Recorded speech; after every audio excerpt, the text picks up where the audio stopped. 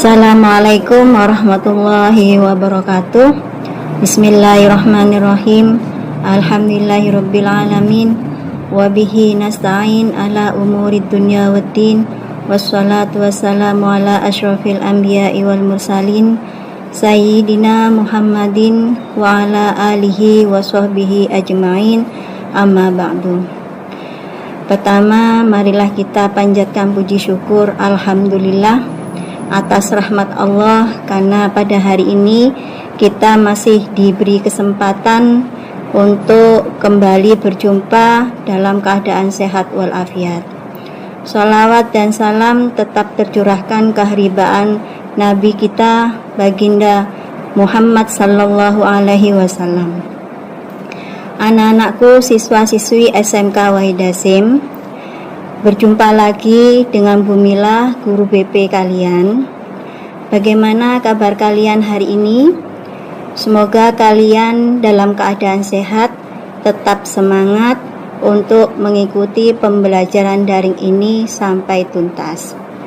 Anak-anakku, sebelum kita memulai pembelajaran daring hari ini, biar kita makin cinta dengan SMK kita, mari kita mengingat visi SMK Wahid Hasyim. Visi SMK Wahid Hasyim unggul, cerdas, mandiri, dan berhaluan Ahlus Sunnah wal Jamaah. Anak-anakku, siswa-siswi SMK Wahid Hasyim, mari kita mulai pembelajaran daring hari ini. Hari ini kita udah sampai pada bab 2, membahas tentang belajar efektif dan efisien. Pertama yang harus kalian ketahui adalah pengertian belajar. Belajar itu apa sih? Belajar itu adalah sebuah proses mental yang dipengaruhi oleh banyak faktor. Bisa karena faktor diri sendiri atau faktor internal, dan bisa dari faktor luar atau faktor eksternal. Faktor yang mempengaruhi proses belajar yang berasal dari internal atau dari diri sendiri itu bisa dari pengaruh rasa mood kita, naik turunnya mood kita untuk belajar. Terkadang kita merasa malas untuk belajar, terkadang ada kalanya kita merasa semangat untuk belajar. Yang kedua, karena faktor eksternal, itu mungkin metode yang kita pakai pada saat kita belajar itu kurang tepat pemilihannya, sehingga metode yang benar dan tepat itu bisa mempengaruhi proses belajar kita. Belajar bisa dikatakan efektif dan efisien apabila hasil yang dicapai itu seimbang dengan usaha belajar yang dilakukan.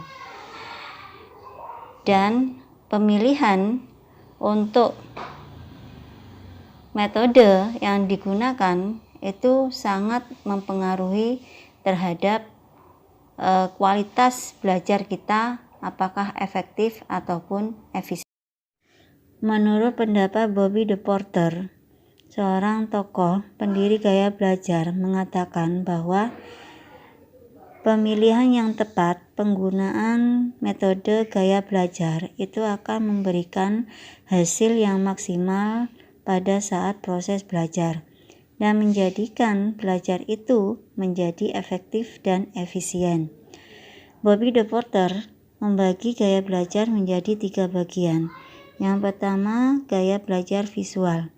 Ciri khas gaya belajar ini menggunakan ketajaman mata, di mana orang belajar itu dengan menggunakan gambar-gambar atau menggunakan warna-warni atau mengandalkan penampilan-penampilan yang dapat menarik perhatian mata. Yang kedua, gaya belajar auditorial. Gaya belajar auditorial ini itu mengandalkan pendengaran atau suara-suara, di mana seseorang ketika belajar dia menggunakan suara, atau pada saat belajar dia berbicara dengan berirama.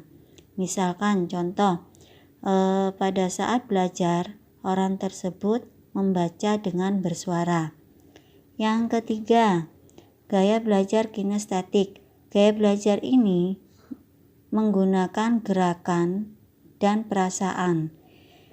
Untuk orang yang menggunakan kinestetik ini, ciri khasnya ketika dia belajar itu pasti akan menggunakan gerakan-gerakan khusus yang membantu dia untuk mengungkapkan perasaannya.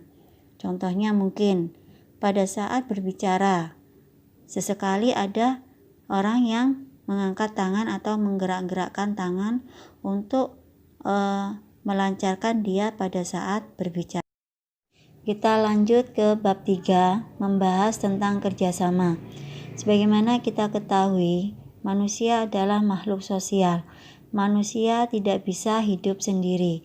Manusia membutuhkan orang lain. Manusia juga memiliki hak dan kewajiban, di mana hak dan kewajiban ini muncul dikarenakan adanya kebutuhan. Kebutuhan manusia memiliki banyak macamnya.